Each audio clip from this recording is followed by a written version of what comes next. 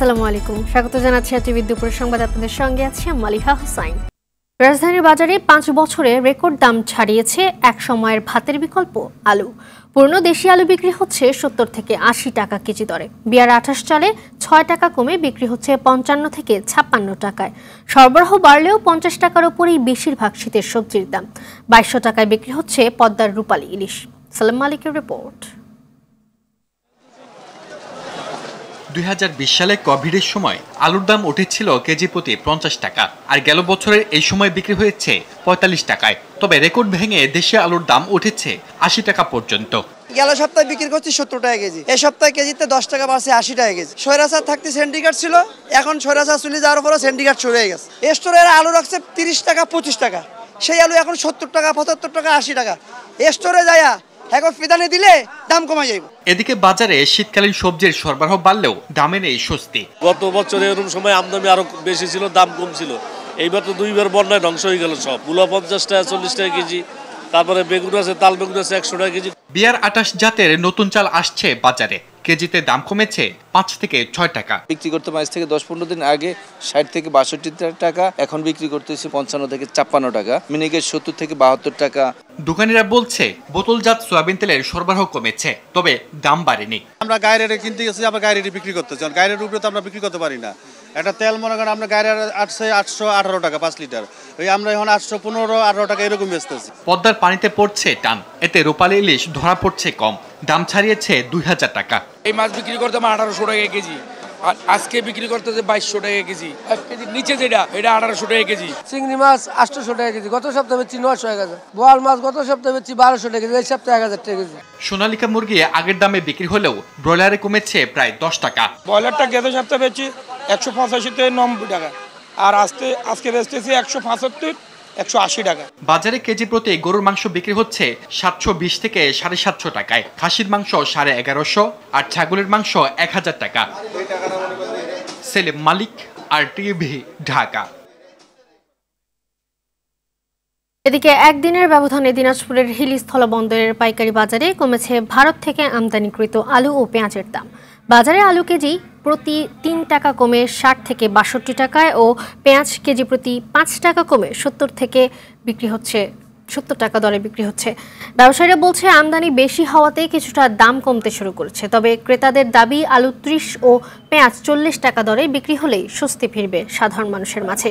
হিলি কাস্টমসের তথ্য অনুযায়ী বৃহস্পতিবার হিলি স্থলবন্দর দিয়ে ভারতীয় 55টি ট্রাকে 1520 মেট্রিক টন আলু ও 13টি ট্রাকে 380 মেট্রিক টন পেঁয়াজ আমদানি হয়েছে।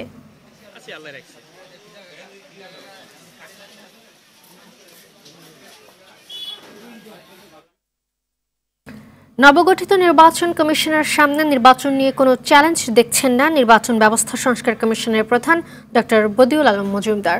তবে বিগত বিতর্কিত নির্বাচন অনুষ্ঠানে সবচেয়ে বেশি দায় নির্বাচন কমিশনের উল্লেখ করে তিনি বলেন, বিতর্কিত নির্বাচন কমিশনগুলোকে শাস্তির আওতায় নিয়ে আসতে হবে। আরও জানাচ্ছেন শাকিলা করিম। শুক্রবার রাজধানীর এফডিসিতে সুষ্ঠু নির্বাচনের জন্য নির্বাচন কমিশন প্রার্থী ও নাগরিকের ভূমিকা নিয়ে ছায়া সংসদের আয়োজন করে ডিবেট ফর ডেমোক্রেসি। প্রতিযোগিতায় প্রস্তাবের পক্ষে কবি নজরুল সরকারি কলেজ ও বিপক্ষে তেজগাঁও কলেজ অংশগ্রহণ করে তুলে ধরেন তাদের পক্ষে বিপক্ষে যুক্তি।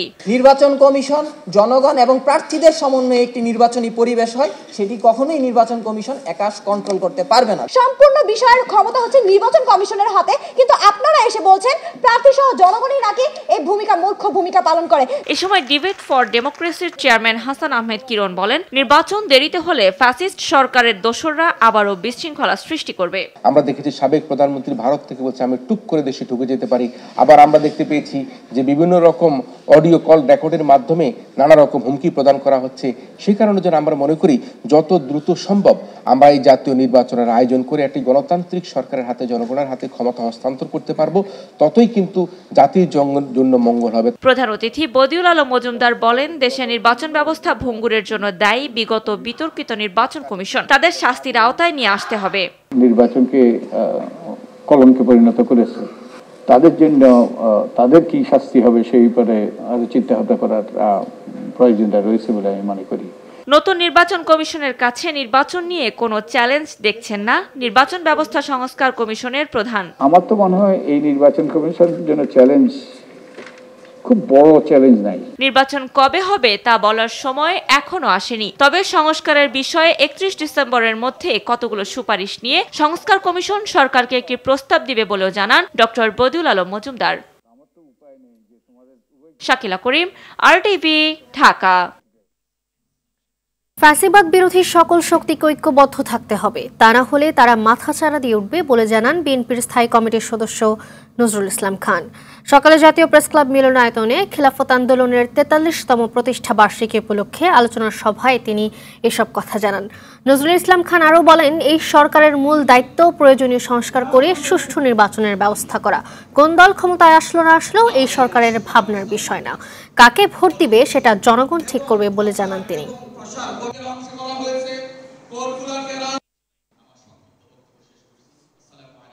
দেশে বিদেশে তাদের অনেক টাকা, দেশে বিদেশে তাদের অনেক সুবিধাভোগী, তারা নানা নামে নানা কৌশলে এদেশে বিশৃঙ্খলা সৃষ্টির চেষ্টা করছে।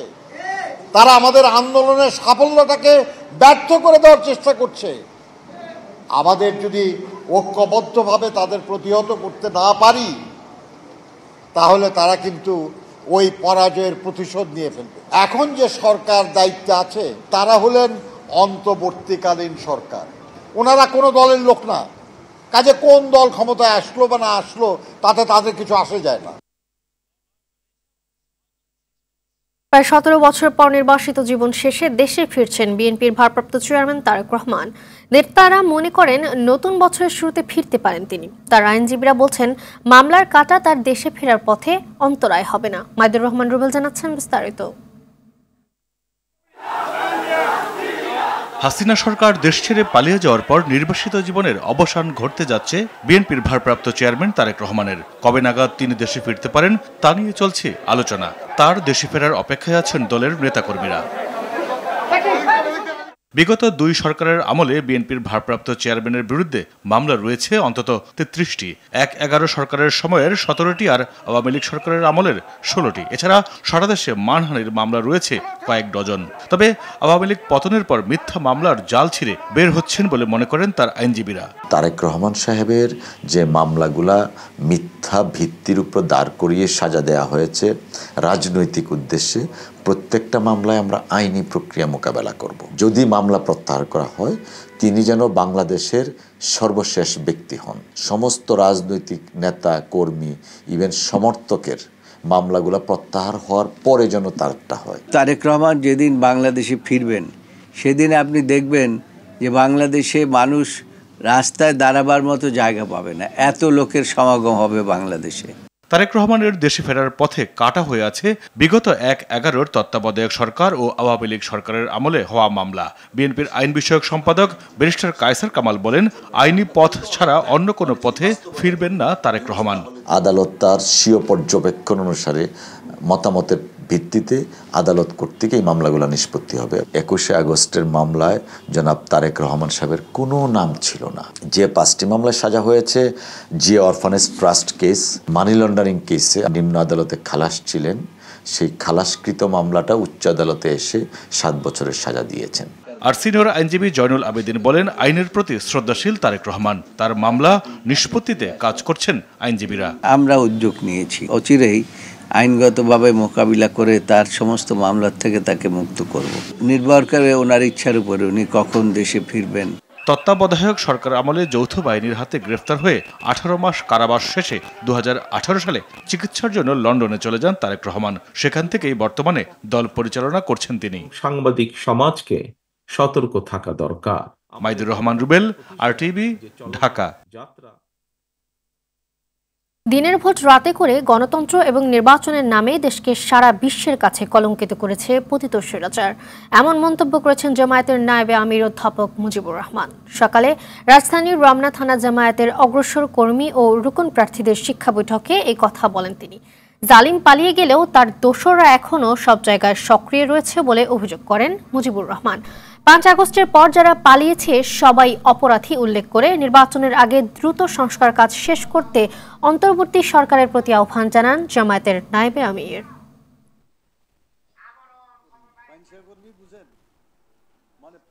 শুধু নিজে খায়নি, আত্মীয় স্বজন সবাইকে এমন আকাম কুকাম করেছে, সরকার পরিবর্তন হওয়া মাত্র পালাই গেছে। ঠিক কিনা বলে? কোনো অপরাধ না করলে তো থাকতো। যত পালাইছে সব অপরাধী লোক পালাইছে এবং এর প্রত্যেকটার বিচার হওয়া উচিত। 2024 সালে একটা নির্বাচন হয়েছে, ওদের ভাষায় দামি নির্বাচন, না? তো এখন দামি নির্বাচন মানে কি? খেলাধুলাতে কোনো লোক পাওয়া গেল না, বিরোধী দল নাই, বিরোধী প্লেয়ার নাই, তো বলছে আইসো আমরাই ভাগাভাগি করে খেলাধুলা করি। করছে কিনা? এটা নির্বাচন হয়েছে না, খেলাধুলা করা হয়েছে। এবং এমন অবস্থা করেছে যে গোটা জাতিকে কলঙ্কিত করে দিয়েছে নির্বাচনের মাধ্যমে। আইনজীবী আলিফের হত্যাকারী যেই হোক না কেন কাউকে ছাড় দেওয়া হবে না, অপরাধীদের শনাক্ত করে দৃষ্টান্তমূলক শাস্তি নিশ্চিত করা হবে, এমনটাই জানিয়েছেন ধর্ম উপদেষ্টা আফম খালিদ হোসাইন। সকালে চট্টগ্রামের লোহাগড়ায় অ্যাডভোকেট সাইফুল ইসলামের কবর জিয়ারত শেষে এই কথা বলেন তিনি। সরকারকে বেকায়দায় ফেলার জন্য দেশি বিদেশি গোষ্ঠী চেষ্টা চালাচ্ছে, অভ্যন্তরীণ সৌহার্দ্য বিনষ্ট না হয় সে ব্যাপারে সবাইকে সতর্ক থাকার পরামর্শ দিয়েছেন ধর্ম উপদেষ্টা।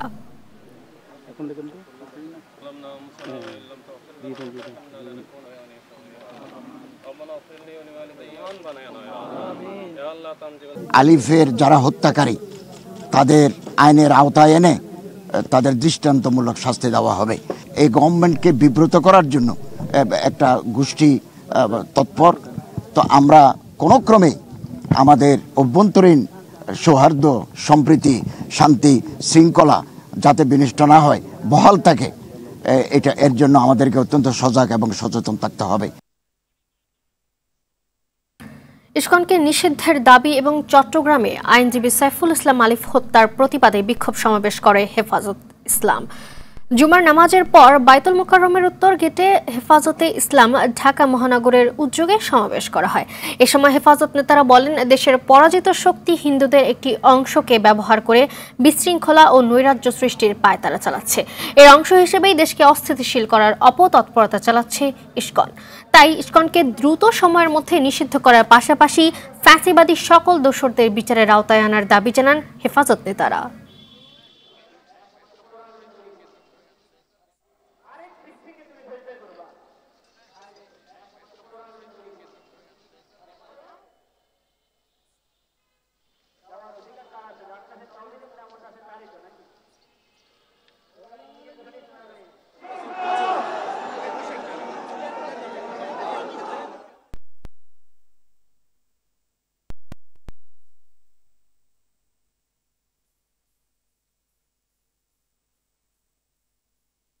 টঙ্গীর তুরাগ নদীর তীরে আজ থেকে শুরু হয়েছে 5 দিনব্যাপী জোর ইজতেমা। জোর ইজতেমার প্রথম পর্বে অংশগ্রহণ করছেন মাওলানা জুবায়েরপন্থীরা।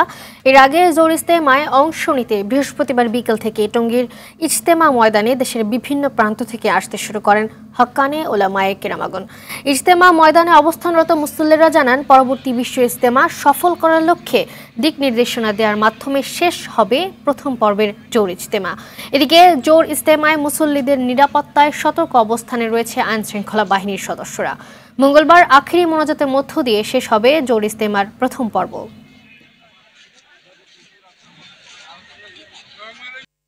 চট্টগ্রামের লোহাগড়ায় বাসের ধাক্কায় এক মোটরসাইকেল চালকের মৃত্যু হয়েছে। আহত হয়েছে মোটরসাইকেলে থাকা আরেক আরোহী। গেল রাতে এই দুর্ঘটনা ঘটে। নিহত মোটরসাইকেল চালকের নাম রাকিব। দিনাজপুরের ঘোড়াঘাটের কলাবাড়ি এলাকায় ট্রাক ও মোটরসাইকেল সংঘর্ষে একজন নিহত হয়েছে। এ সময় আহত হয়েছে আরও 2 জন। রাঙ্গামাটি শহরের মানিকছড়ি এলাকায় পুণ্যার্থীবাহী বাস উল্টে 20 জন আহত হয়েছে। সকালে রাঙ্গুনিয়া থেকে রাজবন বিহারে ধর্মীয় অনুষ্ঠানে যোগ দিতে আসার পথে মানিকছড়িতে বাসটি উল্টে এই দুর্ঘটনা ঘটে।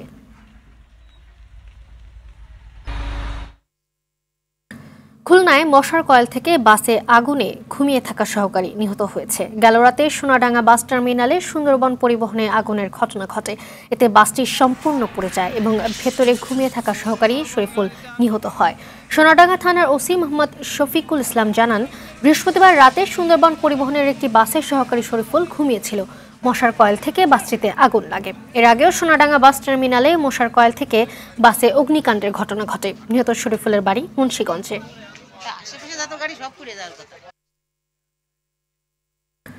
তাপমাত্রা কমে গিয়ে দেশের বিভিন্ন জেলায় বাড়ছে শীতের প্রকোপ। ভোর থেকে ঘন কুয়াশা পড়লেও দিনের আলো ফুটতেই দেখা মিলছে সূর্যের। দিনাজপুরের হিলিতে গেলেও 3 দিন থেকে তাপমাত্রা 13 থেকে 15 ডিগ্রিতে ওঠানামা করছে। এতে শীতের প্রকোপ অনেকটাই বৃদ্ধি পেয়েছে। শীত বাড়ায় বিপাকে পড়েছেন খেটে খাওয়া নিম্ন আয়ের মানুষ। সকাল 6টায় হিলিতে সর্বনিম্ন তাপমাত্রা রেকর্ড করা হয়েছে 13.8 ডিগ্রি সেলসিয়াস। চুয়াডাঙ্গার তাপমাত্রা 14 থেকে 16 ডিগ্রিতে ওঠানামা করছে। সকালে সূর্যের দেখা মিললেও বিকেলের পর তাপমাত্রা কমে বাড়ছে শীত। এ জেলায় সর্বনিম্ন তাপমাত্রা রেকর্ড হয়েছে সকাল 6টায় 16 ডিগ্রি সেলসিয়াস।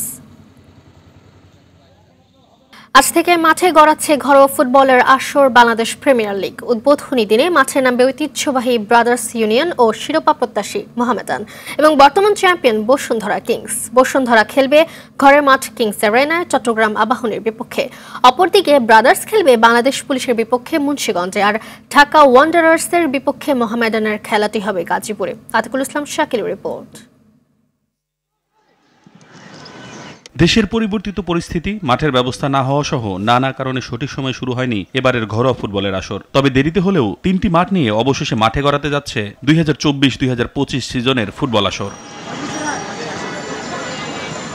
নতুন মৌসুমে নিজেদের সেরাটা দিয়ে শিরোপায় চোখ মোহামেডানের। সাদা কালো শিবিরের কোচের কণ্ঠে আত্মবিশ্বাস, দলকেও প্রস্তুত করেছেন চ্যাম্পিয়ন হওয়ার প্রেরণা দিয়েই। গতবার রানার আপ হয়েছি, তার আগে আমরা ছিলাম নাম্বার 4, এখন আমরা নাম্বার 2 হয়েছি। এখন এখান থেকে আমরা চ্যাম্পিয়নের জন্য ফাইট করবো, বাট চ্যাম্পিয়ন টিম হিসেবে আমরা চ্যাম্পিয়ন টিম না কিন্তু, বাট চ্যাম্পিয়নের জন্য আমরা 3টা টুর্নামেন্ট আছে, একটা টুর্নামেন্ট একটা লিগ, তো আমরা এই 2টা থেকে আমরা চ্যাম্পিয়নের জন্য যে কোনো চ্যাম্পিয়নের জন্য লড়ব। অপরদিকে ঘরোয়া ফুটবলে মোহামেডানের চেয়েও করুণ অবস্থা পার করা ব্রাদার্স এবার নতুন উদ্যমে শুরু করেছে। তাদের লক্ষ্যও ভালো কিছু করা। ভালো স্থানীয় সংগ্রহের সাথে মাঠে বিদেশিদের রসায়নটা মিলে গেলে দারুণ কিছু হবে বলে বিশ্বাস ক্লাবটির। ভালো টিম করেছি, ভালো টিম করে আমাদের একটা ভালো অবস্থায় যেতে চাচ্ছি। সেই প্রক্রিয়া নিয়ে আমাদের টিমের যারা আনুষ্ঠানিক সবাই আছে, সবাই মিলে একটা চেষ্টা থাকবে যে আমরা একটা ভালো রেজাল্ট করব। গেম খেললে বোঝা যাবে, যদি ফরেন ভালো হয়ে যায় তাহলে তো ইনশাল্লাহ ভালো জায়গায় ফাইট দেবে, যদি ফরেন ভালো হয়ে যায় তো অবশ্যই চ্যাম্পিয়ন ফাইট দেবে। অপরদিকে বরাবরের মতো এবারও টুর্নামেন্ট ফেভারিট বসুন্ধরা। চট্টগ্রাম আবাহনীর বিপক্ষে জয় দিয়েই আসর শুরু করতে বদ্ধপরিকর। আতিকুল ইসলাম শাকিল, RTV, ঢাকা। দুপুরের সংবাদ এ পর্যন্তই। জেলা সংবাদ বিকেল 4:45টায় দেখার আমন্ত্রণ রইল। ধন্যবাদ সবাইকে।